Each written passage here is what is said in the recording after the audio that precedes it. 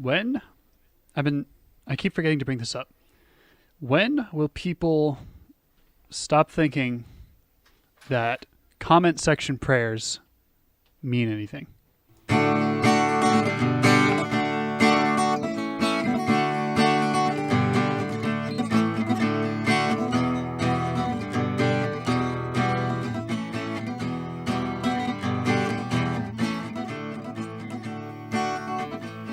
Or do they mean anything? Because if you're just typing a prayer into a comment section without actually praying it, and maybe people do, but you know. I think people do that. I think that's a thing. Now, what doesn't work for sure is one like equals one prayer. Right. That is, yeah. Would that you is not. share for Jesus? That kind of thing. Ignore for the devil. Yeah. Which that's Well, it's something like, even when I was a kid, we used to watch EWTN a lot, and pre-recorded episodes when the priest would do the blessing at the end of like Life on the Rock or whatever, and then like my family do the sign of the cross. And I'm like, this is pre-recorded. This isn't actually happening right now. So, does this count? I don't know. That's something I mean to. Well, because like obviously, if you just like just looped it, you're not getting blessed over and over again. So you could say, I suppose, that the priest is offering the blessing, and that he's blessing whoever watches this in the future, because God isn't constrained by time. I don't know. Sounds like something I'll actually have to ask a priest. That is an interesting question that I am. And so to me, like, answer. that's kind of what Facebook comment questions raise similar questions to me. How does prayer metaphysically translate in digital media? I mean, you can write in a prayer journal Mhm. and have that prayer be real as you are praying it and writing it down. Yeah. And does the journal need to be physical, or can it also be digital? It's still a prayer when you are doing it, right? When you are actively. I suppose speaking it. you are transcribing the form of the prayer. Right. Yes. Now, whether it's prudent to put that in the comments section to some Yeah. random post, that's different. Yeah. You just posted cringe, Dr. Freeman. Gordon, you just posted Cringe. cringe. You have lost subscriber. We haven't talked about Half-Life, have we? We have not. That's a good one. It is a good one. I feel like if we do, we'd have to talk about basically just lump it together, Half-Life and Portal. Just do the Valve episode. Yeah, the Valve episode. Yeah. I mean, of course, we wouldn't cover Team Fortress 2 or Left 4 Dead, which are, no. Or Counter-Strike. or Counter-Strike. Yeah. So then again, it wouldn't be the Valve episode. It'd just be the good games. Yeah. The non-multiplayer. The narrative Valve episode. That could be a thing. What was the other thing I had on my mind? Oh, so we're still working through. Well, this is a spoiler-full podcast. So if you haven't watched My Hero Academia, I apologize. But at the point we are in the series, the superhero Lemillion got shot with a bullet that rewound his body to before he had his power. But if they just waited long enough, wouldn't the normal progression of time re-express his power? I think the bullet was like engineered to bring his genetic DNA of the human DNA inside him back to a time before quirks were even a thing. Right. That's the way I understood it. So it wasn't him himself. It was his very humanity. So does he have Neanderthal DNA, right? Is that No, just It's normal. just pre-Quirk. It could be any time in the 20th century for all we know. But certainly not within his lifetime. So it's like 1800s human DNA. Because at this point in the series, we don't know what originally caused humans to express, like, quirks. And perhaps we might not ever. because it's sort of just an assumed condition of the story. Yeah, it emerges out of the bone in your pinky toe. But It's- we'll do an no, episode on My Hero. It doesn't But emerge from that. that's That's just a telltale sign that you are that kind of evolved human. Yes. okay, It's not- The pinky toe thing is not causational. Oh. It is simply correlational. Right. interesting. Yes. Yeah, we'll have to do an episode. But- when we're finished with this season. Which- Teaser. Stay tuned. Subscribe or follow us on Spotify for more, or one of the other platforms We're that not people doing may the or may outro not be yet, listening though. to. But we're not doing the outro yet. We haven't even done the we only intro just yet. started the We're- intro. we- I guess Speaking of I guess we can talk TV about shows, what we've been up to lately. I've been Nothing watching much The Good different. Place. Huh? I have been watching The Good Place. Oh, really? Is it Yes. the good? Is it any good? I love it. It's really, really good Oh. so far. It has. I watched the pilot in a class, and my opinion of it was tainted by the class that I was in, and I didn't particularly like it. That doesn't mean it's necessarily a bad show. It's just that that show is now associated in my brain with that professor or teacher. She wasn't a professor. It's actually a highly philosophical show. Mm-hmm. It's kind of poking fun at the. It just kind of pokes fun at a lot of philosophical positions. Mm-hmm. So, like, that one of the main characters is a philosophy professor. So he's just that's what his life work was. Mm-hmm. So the premise is that the main character is sort of in the quote unquote good place by mistake. Mm-hmm. They got all the details about her life wrong, so they think she was a good person, but in reality she was a very, very immoral person. Mm-hmm. And so, Just generally kind of awful, and she doesn't know why she's there. yeah. But she's trying to stay there by learning how to be a good person. Mm-hmm. And this professor of ethics is trying to teach her. So Yeah. it's very cute and very fun. I really, really like it. Interesting. What else is new? I'm only 6 episodes in, so Okay. I don't know how. But I expect it to maintain its trajectory. So Yeah. What else is new in the world? The Newman Center, they completed their original campaign goal at the last banquet, so that's pretty cool stuff. yeah, I For saw that. context, it's the Newman Center that both James and I And Riley. attended, and Riley attended, and James and I also. Yeah, previously they're worked they're for them. building a new Newman Center, which we've probably said before, and they have met the original campaign goal. Now, whether or not that's the final cost, I don't know. Construction stuff happens, but cool stuff. It's really weird because like I was volunteering for like the Fargo fundraising banquet when I was a freshman, and now I'm graduated, and they've completed it like 4 years later. So it's kind of weird to see how time flies. Tempus fugit, or Well- something like that. I went to the airport today. Just like every other day. No, I went there for work. Yes, just like every other day. Just like most days. But unlike other days, I was getting my badge renewed. I have at work. I have a Oh. badge that Just says security this clearance? guy can be next to cargo planes, and it's okay. And we trust him. This guy's Um, kosher.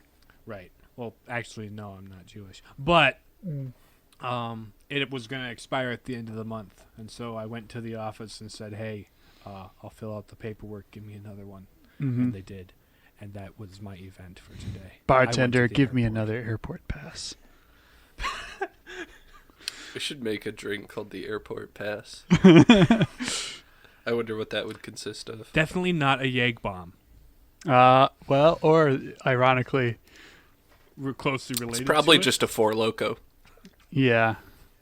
Or it's kind of like the Irish car bomb, which is a shot of Jameson and a pint of Guinness, I think, or something like that. Hmm. Who is it? Oh, it was my sister Michelle, her now husband. was telling us that she thought she had a Irish car bomb, and she doesn't really drink that much, if ever, only occasionally. And he was like super confused, like, you drank an Irish car bomb? Like, what was it? I forget. I think it was just something like, it wasn't an Irish car bomb. I don't know if I was there for that conversation with my brother's wife. Well, she wasn't there. Oh. But like this was like at our place, like the weekend of the wedding. He was Okay. he was telling us about this, and I was just, and he was just like, "You drank an Irish car bomb?" I think it was something different where she had like Irish cream or something like that. Sure. So she was calling it an Irish car bomb, when it's like, no, that's not That's what that different. is. That's It's something like, else. and my sister is, I suppose you could say, petite, so that much alcohol would definitely give her an interesting time. Depending on how she parsed it over the Right, course right, of the yeah. evening, but yes. And she's not really, she doesn't drink that much to begin with, so it was kind of comical the way he told the story. I feel like we need to have an excuse to bring Andrew on the podcast as a guest, because We need to talk the way about he talks something about Batman movies related. and Yeah, I literature think and things having like him on for the Dark Knight Batman episode. yeah. He just has such a very pleasant, very well. His command of the English language is He was an good. English major in college. well, yeah. But I mean, so- like, there's English Mine are in majors, philosophy, and then there's too, people so. who are very articulate and see. I know a lot of words, but I can't always express myself. And there's words he knows that I've never heard before. Yeah, his language is certainly flowery. Mm-hmm. Just like he can be needlessly complex when he wants to, just for fun. But it makes for great conversation. Oh yes, And probably Just great like- podcast. a word which here means, Yes. which those books were exactly up his alley. The series of unfortunate events. He's the one that turned me onto them. So Yeah. Yep. actually, he's the one who recommends most of the books I've read. So That's starting to be true for me now. I guess via your recommendation from Andrew's recommendation, and then Riley as well. I'm the other 25% of that. we know many a cultured person. Yes. By that we mean like 3. Except for the people who have no appendixes, then their culture is slightly diminished. I see. There's a certain member of the audience who will probably get that joke and is rolling her eyes as she's listening to that right now. Hi, Faith. That you trust that she's listening. Mm-hmm. You have a Yes, lot indeed. of I we have recognize faith. her presence in the audience. Yes, indeed. yes. She masked to us though she may be through time and space, as we cannot see her listening to it in the future as we record this in the past. I still recognize her through that mask. Yeah. And we say hello. Wave to you from beyond. From beyond the microphone. I feel for the two of you who are not as in on the in jokes, I'm sorry, but deal with it. And thank you for listening. We are the Palladium Papers. I'm for- James. I'm Nathan. And I'm Riley. I was going to use the segue. Speaking of masks, Yeah. Actually, that too. that would have worked. Today we're going to talk about the movie The Princess Bride. Mm-hmm. It's Riley's hearing We- this for the first time. yeah, we neglected to Because tell we're him great at beforehand. communicating.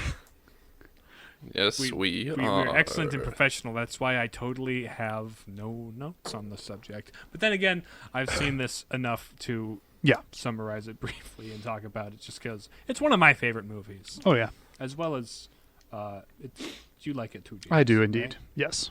I was introduced to it when I was a teenager, but I've seen it like enough times since then. It's just a lot of fun. And we So, watched it with Riley a singular time. Yeah. He seemed to like Yes. it. The first time I ever saw it was this past year. And that was I think we tried to squeeze it in before you left for seminary too. So. No, we got it like a couple months. It was, but we're I like, thought we okay. watched it It over was the winter. It might have been during quarantine, perhaps. But I mean, Maybe. I remember the thought being we need to watch this with Riley before he It was leaves. when we still had Elaine and Lucas's DVDs. Yes. My sister So that and her would have been husband. during quarantine, probably. Yeah. At that point. I think it was actually over the winter. I might have returned that to them over Christmas or something like that. But yeah. Tell us about The Princess Bride, Nathan. So, The movie starts with a sick kid in bed in the 1980s when the movie was made. His Modern day 1980. modern what day am I saying? 1980. Modern day 1980. But Something. so his mom comes in and is like, "Hey, kiddo, your grandpa's here to see you." And he's like, "I don't want to hang out with Grandpa. Grandpa's weird. He pinches he my always cheek. pinches and my I cheek." hate that." Maybe he won't. And then he proceeds to do so. Immediately So his upon grandpa, entering the room. Peter Falk, shows up and is like, "Hey, I've got a story I want to read to you." My father read it to me when I was sick, and I read it to your father, and now I'm going to read it to you. And he's all like, oh, "Whatever. Does it have sports He in it?" plays video games, and he's into Yeah, sports. And so he's kind of hard. And he's to, Fred Savage. Yes. so it's a hard sell, but the grandfather eventually talks him into reading the book. It's called The Princess Bride. And so he's reading this book. It starts out where there's this farm girl named Buttercup who lives in a small country in Europe called Florin, and she just kind of has a happy life on the farm. And there's a farm boy that works on the farm who every time she asks him to do something, she Name likes is to boss him Wesley. around. Every time she asks him to do something, he responds with, As you wish. and what was truly special is the day she realized when he said, "As you wish," What he really meant was, I love you. And then the love story develops. She finds out she loves him, and they start to kiss. And the son's like, or the kid, he's like, "Grandpa, is this a kissing book?" And he's like, "Well, Someday you may not mind so much. skip." Skip. What was it? Skip to the part about pirates. That sounded pretty good. Right, and so because Wesley's a poor farm boy, he goes to seek his fortune across the sea. His ship gets attacked by pirates, and he's apparently dead. And so Buttercup is all sad. I'll never love again. She's all sad. Then like it cuts to not 7, but like a couple years later in the story, and there's this Prince Humperdinck of Florin, who is generally not a particularly likable guy. Nah. But he's set up to marry Buttercup, who is now a princess for whatever reason. She's just a princess because he's the prince, and so she's made a princess so she can marry him. now. Right, exactly. Because she's very beautiful. Right, well, that was kind She of was a once given a with- commoner like yourselves, but you will not find her so common now.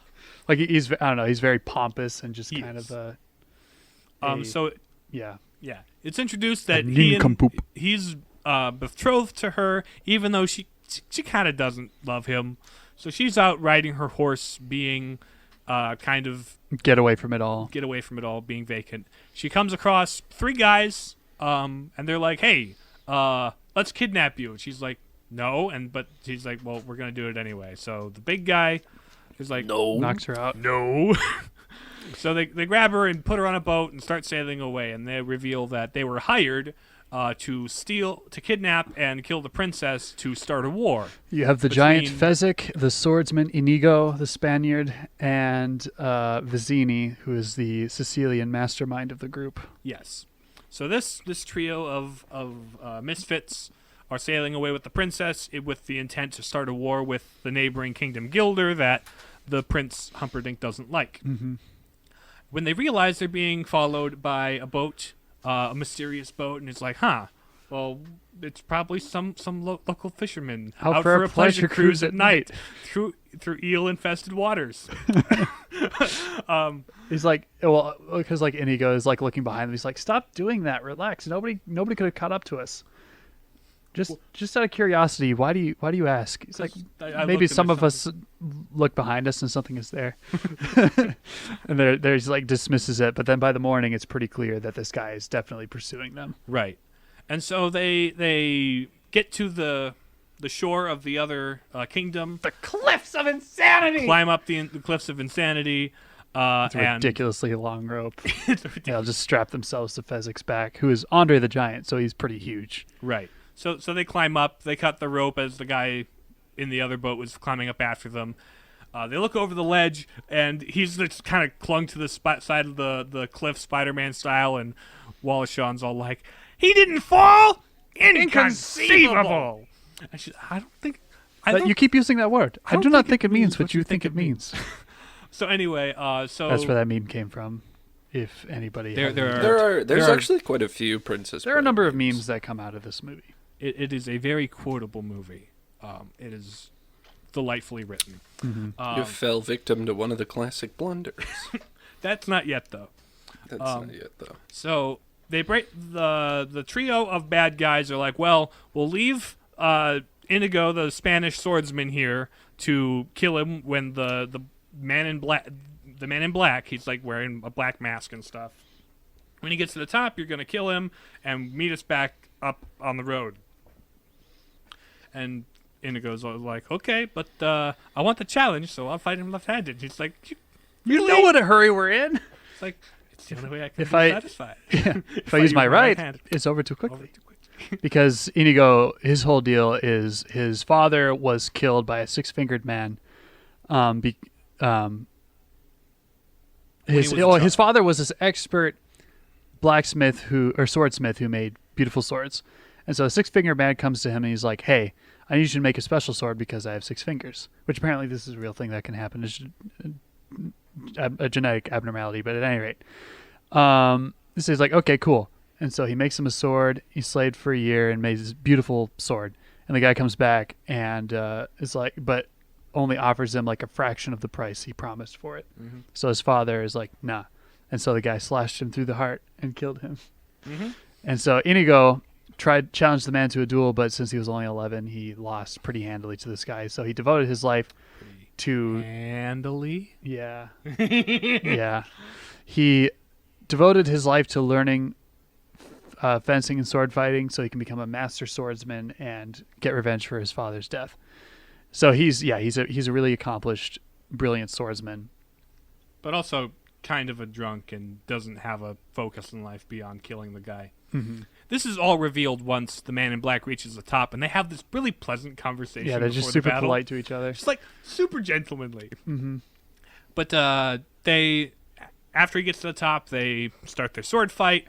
It's this really fun battle where they banter back and forth, and then They realize that they're pretty equally matched. but then it's revealed. Then Indigo changes hands. It's like, ha, I'm not left-handed. And then the man in black's like, well, I'm not left-handed either. So he switches his hands. Now it's a real fight, and the man in black wins. Mm-hmm. He spares his life and continues to follow. I would sooner smash a stained glass window than destroy an artist such as yourself, but knocks him out so he can't follow him. Right.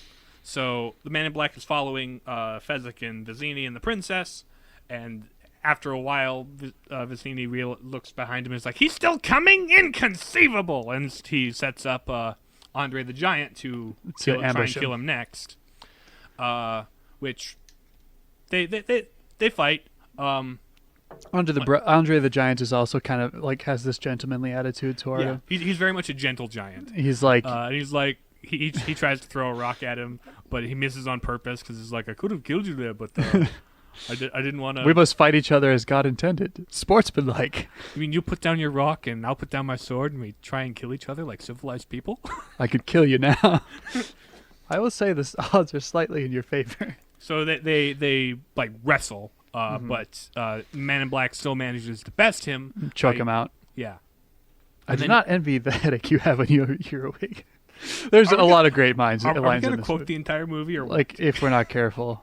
Anyway, well, I could quote this next bit all by myself Oh, yeah. because this is the next part is when Vizzini realizes he's being followed and he beat Andre the Giant. I keep referring to him as Andre Yeah, the Giant. Anyway, Fezzik. so instead he sets up a picnic. Is about to like has a knife to the princess's throat, and it's like, if you come any closer, I'm gonna kill her, and I challenge you to a battle of wits for the princess. Mm-hmm. So they have this battle of wits where the man in Iocane black powder. poisons one of the two glasses full of wine, and Vizzini has the most wonderful logic loop monologue where it's like, Trying to reason through which glass the poison is in. right, and it's, well, clearly can't be in front of you, but it also can't be the glass in front of me, Mm-hmm. and it's really funny. It's just really Yeah. fun character. In the Anyway, end. in the end, Vizzini chooses wrong and dies because the man in black outsmarted him. Mm-hmm. They were both poisoned. I've been spending the last 5 years building up an immunity to iocane powder.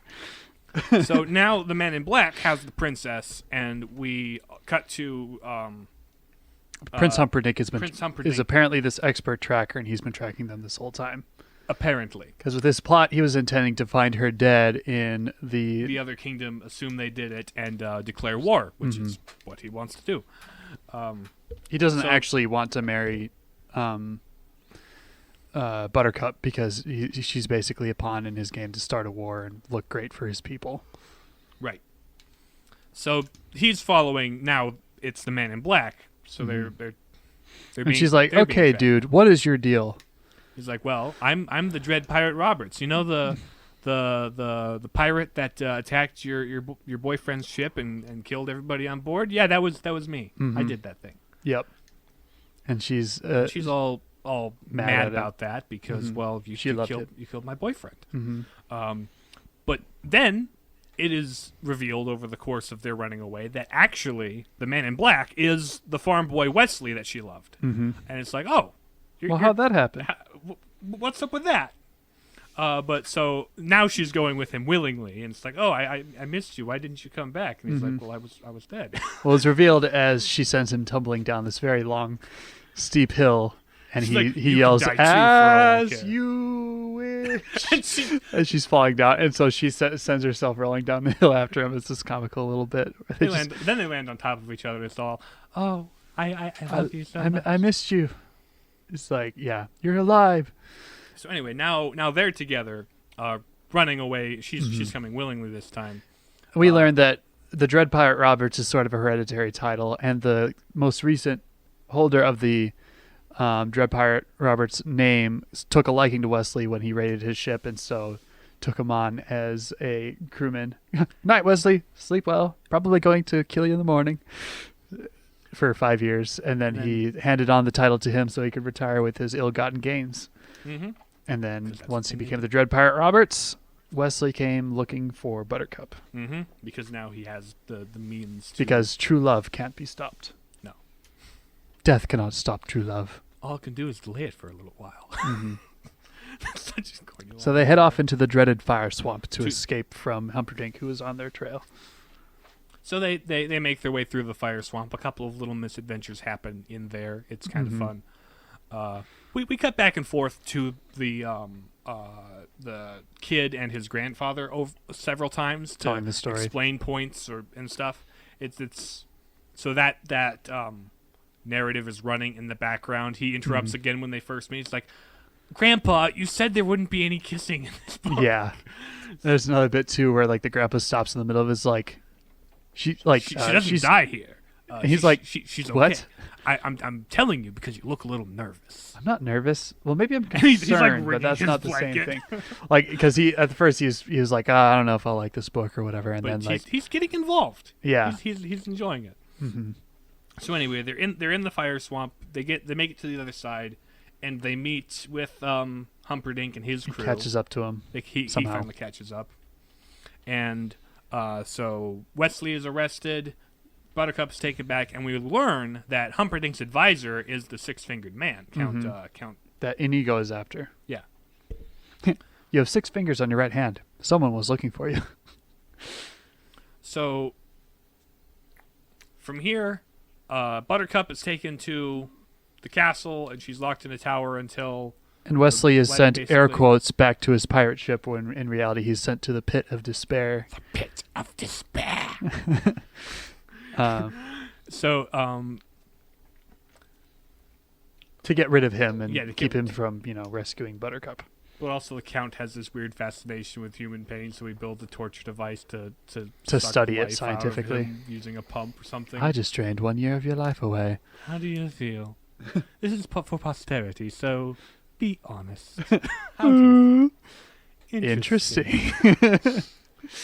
And there's like the albino guy who's just like obviously like fake like white powdered hair and face, but he's like the guard of the place or whatever. So no, it's revealed that he's in there doing that, and the princess is like, Wesley will come back for me. I know it because he loves me. And Humperdinck's all like, I don't know about that, but Sure, I'll send a message to I'll- him, I'll and if he s- doesn't answer, then we'll go for it. I'll send a message, all right. Mm-hmm. In the meantime, he's like seeding paranoia in his court with the people. It's like, I don't want my bride killed by Gilda. We must flush out the thieves' forest and make sure no one can come interfere. And so get a brute squad and go go clear the forest out. And in the forest there is Indigo, who's failed and washed up and drunk and waiting for Vizzini or somebody to come tell back him what and give to him do, purpose come in back. his life. And that's where he meets up with Fezzik, who is in the Brute on Squad. the Brute Squad. And so they take care of each other. And Fezzik sobers him up, and then they're like, I think like Inigo knows about the six-fingered man, or no, Fezzik tells him about Fezzik tells him about the six-fingered man and He's about like, the wedding, you know what? and about the man in black and all that. Yeah, he's like, you know what? We need to go find the man in black, and because he's super smart, we need to figure out a way to get past all the guards and get at this six-fingered man so I can kill him and stop the wedding. And so they set out in search for Wesley, who's in the pit of despair, being tortured just about to death because At level 50 on the machine. at level 50 on the machine. Because Humperdinck's mad at him because he's throwing a wrench in his plans with Buttercup not wanting to marry him. Because she's going to kill herself if Wesley doesn't save her. Pretty much. Just to get at Humperdinck. And so Humperdinck tries to kill Wesley. And so they hear his scream of ultimate suffering from all the way across the kingdom. and Fezzick's like, how do you know it's the man in black? His true love is marry another tonight. Yeah. Who else has cause for ultimate pain? So they go find him in the pit of despair, but he's apparently dead, which makes the whole plan a bit tricky. yes. Like, well, let's take him to Miracle Max. It also distresses the child being read to. He's Oh, like, yeah. wait, Wesley doesn't die. He kills Humperdinck at the end, right? And it's like, no, Humperdinck But doesn't die. if Humperdinck married Buttercup, that wouldn't be fair. Who says life is fair? And then, like, the kid's mad, and he's like, all right, do you want me to go on with the story? No, read it. Read the story. Yeah. All right. All right. So Fezzik and Indigo with Wesley's body, they're like, well, let's take him to the miracle guy because Who used to be paid by the king, Bill Crystal, So yeah, in an old man costume yeah. at that time. I mean, he's old now, but So yeah, they're like, can we buy a miracle? And he's like, I don't do that anymore because the king's stupid son fired me. He's like, hey, this guy will help us ruin Humperdinck's wedding. Oh, I can get at Humperdinck? All right, I'll do this pro bono. It turns out your friend is only Mostly dead. Big difference between mostly dead and all dead. Mostly dead is slightly alive. If all dead, there's usually There's only one thing you can do. What's that? Go through his clothes and look for loose change. So he gives him a miracle pill covered in chocolate so it'll go down easier Right. And to bring him back to life. so they're carrying Wesley's dead body, or not mostly dead body, to the castle now, waiting for the miracle pill to kick in. He slowly wakes up, but he's still mostly paralyzed Right, and getting his strength He can only back. move his head And somewhat talk. wobbly. And it's like, But He's yeah, like- and so he's like, you guys brought me into this situation. Okay, we need to rescue Buttercup, and I'm kind of helpless. And these guys are so what are our hoodlums. assets? My steel, his strength, and your brain. It's like, oh, Maybe you've had a week to come up with a plan, but this, you just wiggled your head. doesn't that make you happy? It's like, The writing. go easy on him. He's had a long day. Oh, right. And then he nods his head. Yeah. Anyway, Yeah, it's pretty a well lot written. of little visual humor with that moment. Yeah. So eventually they devise a plan. They dress Fezzik up in a cloak and light it on fire to scare the The guards. superstitious and- guards, yeah. And so they get into the castle, sneak into the interrupt castle. the wedding before the vows can be said, so they don't actually They get don't married. interrupt the wedding. They're in the middle of the wedding, and the impressive looking minister What brings us together today? and Humperdinck, hearing the commotion outside, is just like, Skip to the to the end. end. Say man and wife. Say and Buttercup's all like, he didn't come. We're apparently married now. And so he locks her up in the tower, and they're as they're infiltrating the castle. Inigo is fighting all the guards, and Fezzik's breaking open a couple of doors, and Inigo Has a chases after showdown with six-fingered the. man. He gets cheap shotted with a dagger by the six-fingered man, but he slowly battles back to his feet. He's like, "Hello, I'm Inigo. My name is Inigo Montoya. You killed my father. Prepare to die." Which is a line he's rehearsed since he was a boy. So he's just saying it over and over again. That's his like one driving force in this moment as he manages to kill the six-fingered man. Meanwhile, Fezzik can't find Wesley where he left him, and so he's all confused. We cut to Buttercup in her room, Getting ready to kill herself. about ready to stab herself through the heart, and Wesley is just there. He's like, He's hey, like, "Hey, don't." hey, don't. She's like, maybe." "Wesley, you're back," and he's like, "Gently. How could you say gently in a time like this?" Well, because he's He paralyzed. can't move from the neck down. And Humperdinck comes back, and Wesley proceeds to rip him a new one and totally like destroy Verbally his speaking. ego. Yes.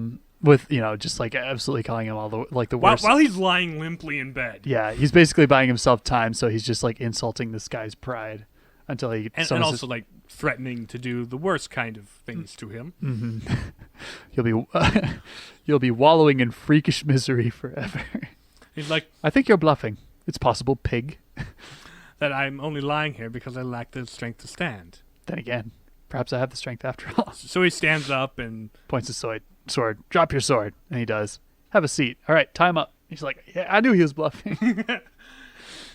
And so Inigo comes back from his fight, and he's like, hey, do you want me to kill this guy for you? Nah, I want him to live forever with his cowardice. And so Fezzik, this whole time, he got kind of left behind by everybody, so he goes and finds 4 white horses for them to ride off into the sunset with. And so they live as they happily ever rode after. off into the sunset, Buttercup and Wesley, and he shuts the book. He's like, wait, Grandpa. The grandpa. The grandpa shuts the book, and he's like, this kid's like, wait, what happens next? Ah, it's kissing. You won't like it. It's like, I don't mind so much. Maybe I won't mind. And so he's like, and he describes the kiss, and then story's over. And so now that story's resolved, we're left with the kid and his grandpa in his room, and as the grandpa's getting ready to get up and leave, the kid's like, "Hey, Grandpa, maybe you want to come back and read that story again to me tomorrow?" And the grandpa goes, "As you wish." End of movie. So that there's the Princess Bride. That there's, I mean, we went a little bit more in depth, but we just have so much fun. There's a lot more to the movie, obviously. There's just, great writing. Well, the thing is, the movie isn't really all that incredibly deep, but it's good fun. It's so It's delightful. It's charming. Yeah, it's very charming. It's like it feels It's like kind it's of tongue aware, in cheek. It's aware of how cliche all the fairy tale true love tropes are. It's both an but homage. it also plays them straight. Yeah, it's an homage and a commentary on fairy tales. Right. It allows itself to. It just revels in how kind of silly it is. It's just the message is it plays it straight, like the true love beats all and all this stuff. But also, it's just like we know it's cliched. We're gonna play into that, but we're also gonna take it as seriously as they do in Universe. Yeah. So it's just really a delightful time. It is just fun. Yeah. It was written. The screenplay was written by the same guy who actually wrote the book. His name is, I had it, Goldman? William Goldman. William Goldman.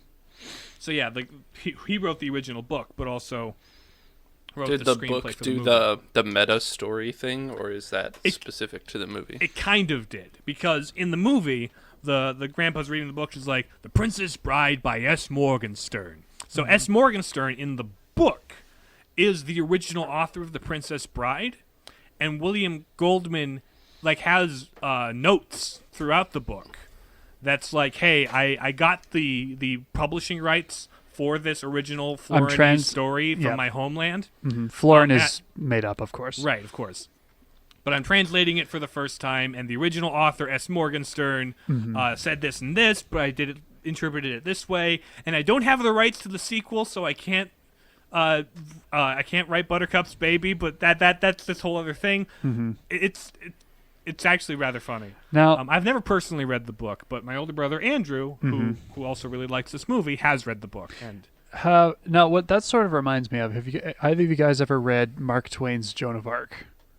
I haven't. Because the story, like the storyteller in that book is a scribe who was near to Joan of Arc during the major events of her life, who is now writing down his account of her story. And so that kind of like maybe it's like slightly inspired by that. Right, but Where he's like, or no, I think the book is like a translation of this original account, and so he's Sure. got little notes here and there. So it could very well be inspired by that book, which actually Mark Twain wasn't, this is a side note, but Mark Twain wasn't really that religious of a guy, but his book on Joan of Arc is surprisingly well researched and just a very good book. And, you know, it's like takes a slightly more fantastical angle at her spirituality, but he doesn't like shy away from, you know, like the Catholicism of it and everything. So it's really interesting. So it could be that the Princess kind Bride of- was the storytelling style could have been inspired by that. So anyway, that kind of a meta story does exist in the original book, but it's framed in the movie in a different way. But it still kind of is this passing of tradition from one generation to another. Yeah. So that's kind of funny. Mm-hmm.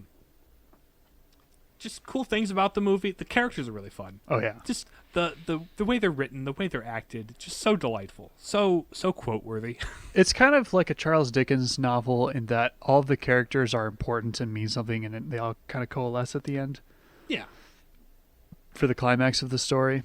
Like there aren't really any deadweight characters except for the dirty old woman in Buttercup's Dream, but that's kind of a fun sequence. That's just fun. Mm-hmm. Which that Rodents of unusual size? I don't think they exist. Anyway, altogether, well, with the exception of Vizzini, I suppose he dies. But he does. mhm. Which that's just one of my favorite scenes overall, just because Wallace Shawn and his delivery and the writing is so funny. Mhm. It's just a really delightful movie. I recommend it. Yeah. Now, Riley, what were your impressions of it? Like having never watched it before, only tangential, like hearing about it being referenced in memes and then from other people. What was your impression of the movie watching it for the first time rather recently?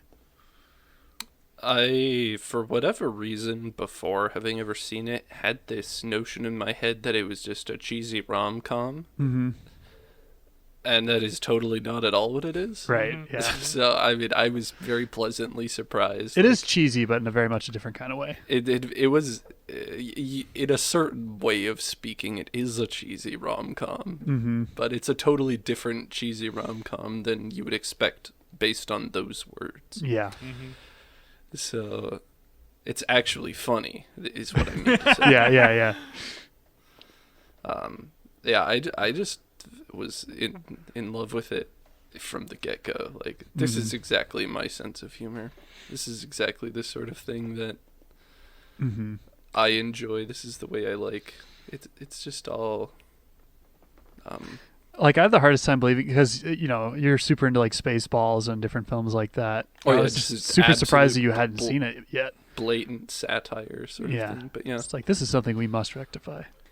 Right, because it's just too good of a movie, and now you understand the context behind the memes. So, Mm-hmm. All good stuff.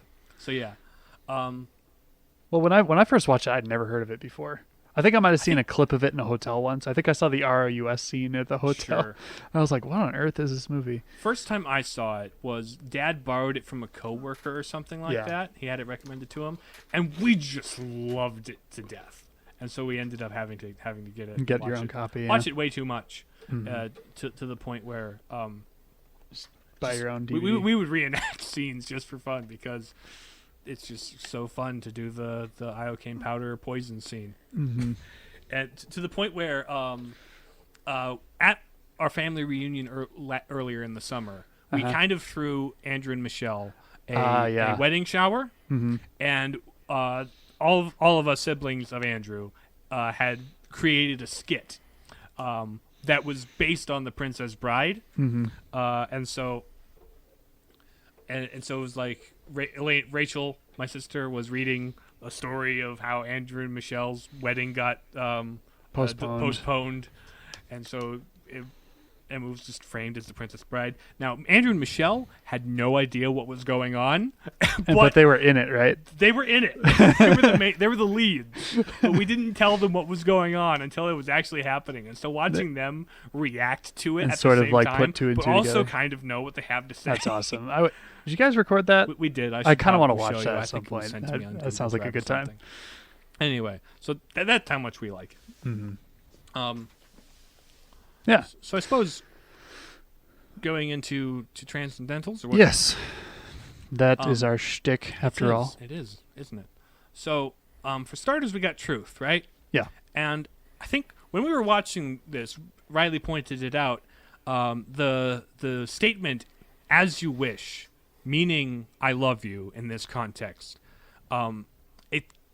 it kind of rings true, right? Mm-hmm. Where it's this Willing the good of another. right, the submission of your will to do the good of another person. Mm-hmm.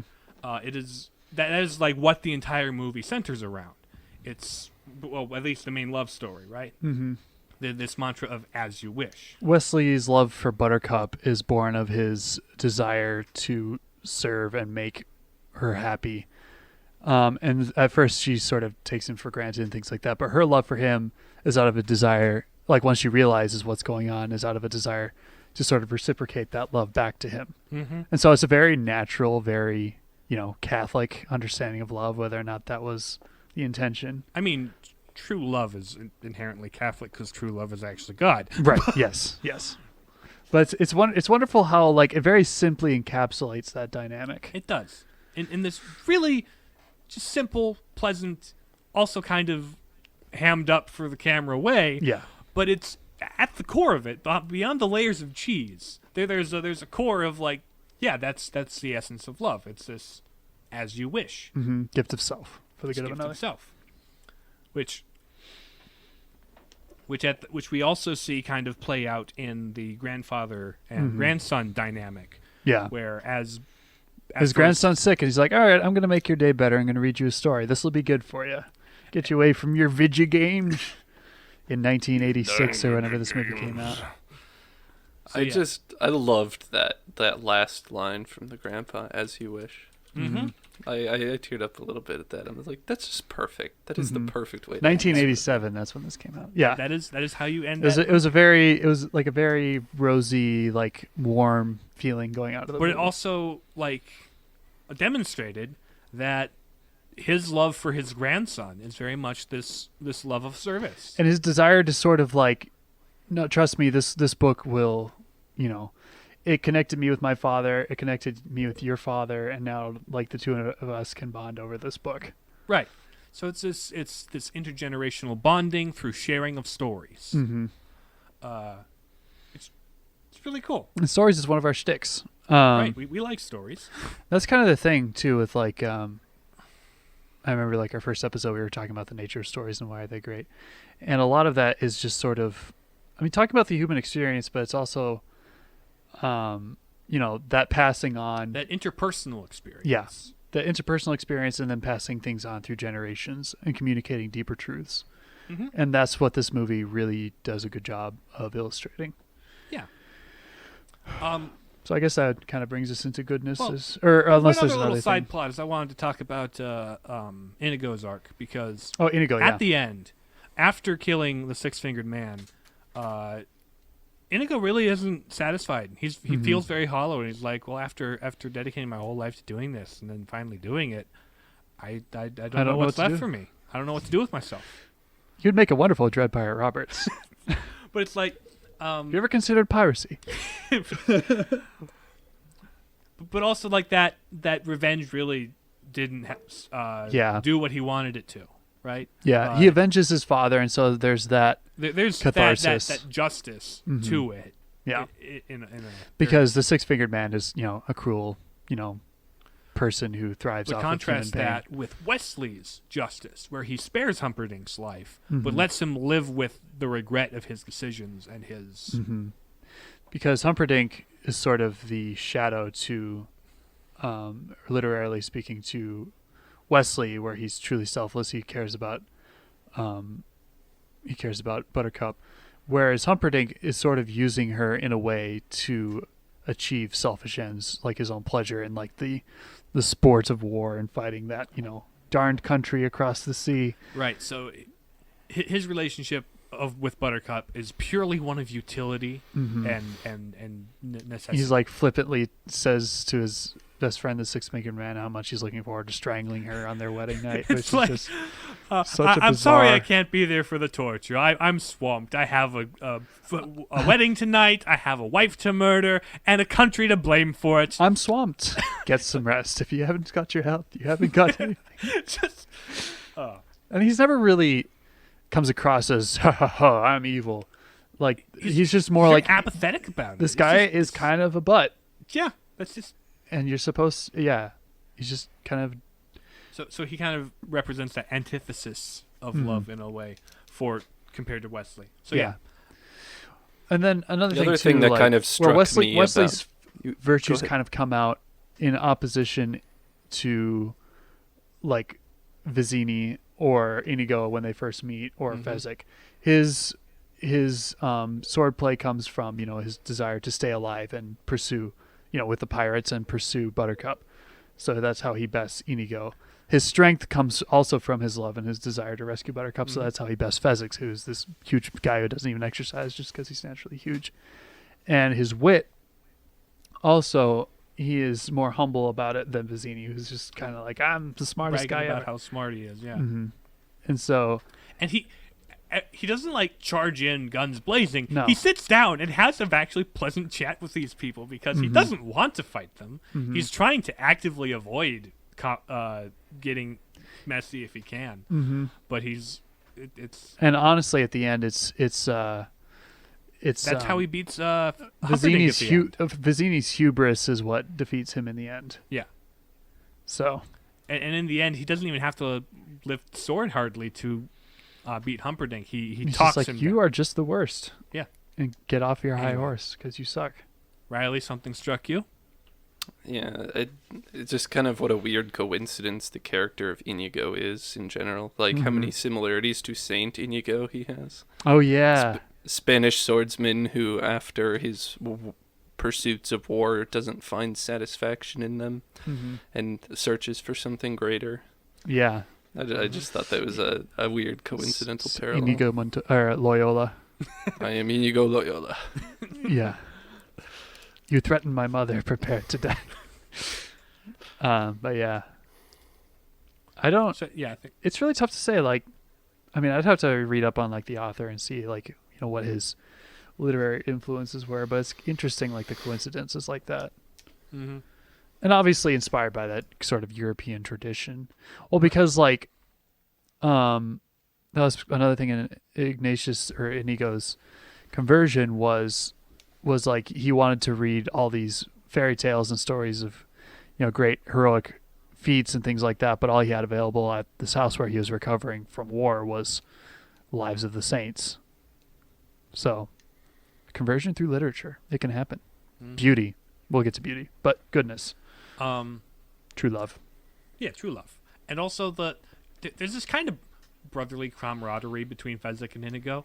They don't And by extension, like Wesley, because when they team up with him at the end. I realized this is a really solid guy, and he's like, I mean, it's not necessarily as mutual, but it's like, I didn't kill you guys for a reason. I genuinely think you're good people. I deep genuinely down. respect you as human beings, Mhm. and he's kind of what the leader that Vizzini should have been, because Vizzini was always putting him down and he was, insulting how since he's a short unintelligent they little were. dude, all he has is his smarts, and so he sort of manipulates the other two into doing things for him, as opposed to Wesley. Right, but even when they're working for Vizzini, they have this kind of like they'll go back and forth and rhyme with each other for fun, just to annoy Vizzini, but like also because they're generally good guys and want to be friends, but also they just life put them into a bad situation where they have to be like mercenaries. Mm-hmm. So yeah, I really find that to be a just kind of wholesome. The little movie brotherhood. altogether is very wholesome.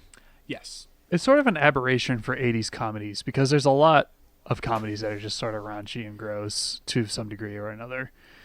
But this one is just, it's funny, it's clever, it's just a good story, and it's very family friendly. And speaking of families, at the core of the movie is this grandfather and grandson and their Mhm. relationship that grows over the course of sharing the story, the experience of the story. Mm-hmm. And Yeah. and the kid matures a little over the course of the movie. He grows to enjoy the book, and they have these exchanges about what's going on in the book.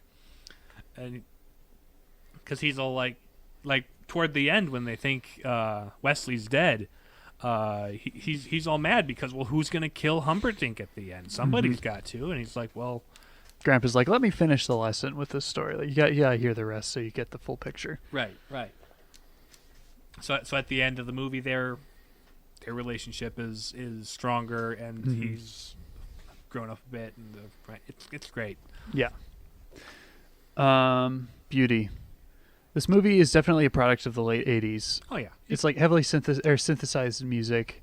But then again, like the soundtrack is also very charming and very whimsical and fairy tale like, and so it's with the credits sung by Andre the Giant, which is really funny to me. It sounds about what you'd think he'd sound like hearing his voice, but and of course, not all the effects hold up right. very well, It's, but you know, it practical adds effects. to the charm Yeah. because the you can movie's tell not it's the really guy in a trying rat to be suit as the realistic. giant rat monster, Yeah. but it's also just kind of fun. Yeah, like it's not really there to be realistic. It's a fantastical story, so it would draw more from the special effects like that. It would be more theatrical than movie magic, as it were. So I The think shrieking eels and Rodents of rodents unusual size. one of my favorite parts. I like this part when he's reading the book and he's like, you know what that sound is, Highness? Those are the shrieking eels. He's like, Grandpa, you read that part already. He's like, oh, I'm sorry, I got it. He skips And then ahead he a like little bit. finds his place in the book again. And of course it's Wallace Shawn, but with Peter Falk's voice. Yeah. Very funny. And so like, and then like when the grandpa is like trying to find his place again, Buttercup is just kind of sitting there waiting awkwardly in the water. It's like there's a lot of little gags that are just like, oh, that's delightful. It's very fun. meta, but not like it's not like self-aware meta. Not like per se. Galaxy It's Brain more- meta. No, it's It's self-aware for sure, but it's definitely not like big brain meta. It's not Right. fourth wall break meta. right. it's self-aware, but it just also plays it straight anyway. Mm-hmm. Yeah, But it's not I wouldn't say like sort of this- in a tongue-in-cheek fashion. yes. Yeah. I wouldn't say this is like among the more beautiful movies I've seen. It's fairly stock standard for the For the time. For the time, but it's not unpleasant. It's Mm-hmm. The setting, like and like this beautiful countryside yes. and different things like and there's that. some like- cool locations. Yeah, things like that, and then the sword fight between Inigo and Wesley is considered one of the best movie That's sword fights of all fantastically time. choreographed. And I think the choreographer for that also had worked on a bunch of other movies. I mean, it was I probably believe the Lord of the same guy that Rings. did Star Wars. Yeah, Star Wars and Lord of the Rings. Like, so he's long track record of But, you know, but half of what's great so sword great fights. about that duel is the conversation that's happening at the same time. yeah. How they're constantly complimenting each other. It's like, oh, I appreciate that's good form. It's Yeah, like, it's oh, like I they're studied very hard. complimenting each other's technique and stuff. He's like, "You're wonderful. Well, you Thank must be you. I've worked hard to anticipating that I'll become do so." this. I must admit, you are better than I am Then why are you smiling? because I know something you don't know." What is that? I am not left-handed. It's like half of it is this fantastic choreography, but the other Mhm. half is this really fantastic writing and Mhm. character work.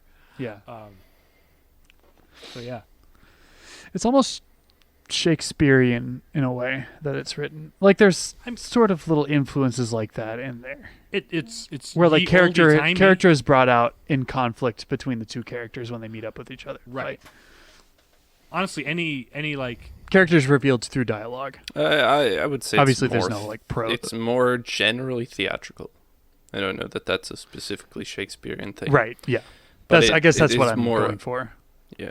yeah, specifically all the parts in the book itself. Yeah. Which is narratively fitting because it fits. Well, there's unity right there. It's like Yeah, that's the it unity. kind of all fits into this idea of telling a fairy tale. Yeah, there's to no a filler subject. scenes. Everything goes in service of the plot and the main, moral of 'Cause- the story. because oddly, the main plot is kind of the grandfather and grandson, Mhm. and the whole story is framed around that. And so there's this kind of very storybook feel to the rest of the movie Mhm. that is just very pleasant, and everything's kind of serves that. All of the Yeah. characters and their tropes and their dynamic. And then and then occasionally breaking the pace of the movie by cutting into the kid interrupting. Mhm. That reminds you that, oh yeah, this is It what's maintains actually the going on. continuity of the setting of the film, in So, that yeah, it's a grandpa telling his grandson a story. So in that identity, it is very united. Very cohesive. We like to Also- use that also word the- cohesion. Right. Well, that's a good synonym for unity, I suppose. Yeah. And it's also the whole story and whole plot is very centered around that idea of true love and Mhm. that as you wish. It allows Right. it allows Wesley to overcome crazy obstacles to pursue his true love, Buttercup. Yes. So yeah, Yeah. that is The Princess Bride. Definitely watch it if you haven't seen it before. I mean, even after we spoiled it, it's just pure delight to watch. Yeah. Did you?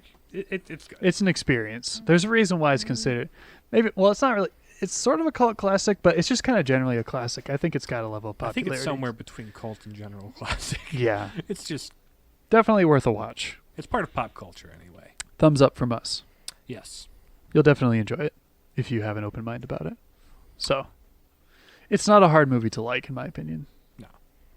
I think my parents didn't like it for a bit because we annoyed them with Vizzini way too much. Yeah. Just like all the quotes and stuff. Yeah, But so as long as you don't quote it incessantly around and people. annoy all of your friends. And the other thing is, if you just do that sort of thing in general, I guess whatever. But a lot of times there's movies that are kind of ruined by people being like, "Oh, it's the best movie ever." yeah, And if you keep hearing from people that it's going to be the best movie ever, and you go into it watching it, and you don't get the best movie ever, you're generally going to be disappointed, which is take unfortunate. that with a grain of salt in that it's an expression of how much people enjoy the movie. That's generally how that works. But I mean, like, especially with this one, like, you're not going to have a life-changing experience watching this movie probably, but you will probably have a good time. Yes. So yeah, If you have a good time listening to this, you should follow us on Facebook and Twitter because I am posting things now at Palapapus. Also, if you have any questions, comments, concerns, or complaints, or suggestions for future episodes, you can email us at palladiumpapus@gmail.com. our request queue is currently empty. Yeah, so you could have first dibs if you were to email after listening to this episode or the last episode, depending on when you're listening. So, also, you can listen to us on Spotify or Google Play or Google Podcasts or whatever it is now, iTunes and Stitcher. And yeah, I guess any closing remarks from anyone? We good? Inconceivable. Inconceivable. What? Sorry, I bumped my. There's a shortage of perfect podcasts in the world. It would be a pity. Pity to damage this one. I think on Twitter there was discussion at the beginning of the year, like if they were going to do a remake of The Princess Bride. And Carrie Elwes, who is the actor who played Wesley, was like, there's a shortage of perfect movies in this world. It would be a pity to damage this one. Or something like that. Yes. So yeah. It's kind of timeless. So Yeah. Don't remake it, please, Hollywood, if you're listening. The movie is timeless, but your time is not. So we appreciate the fact that you listened to us this week. And we'll be back again with more next week. Talk to y'all later. Bye. Bye. See ya.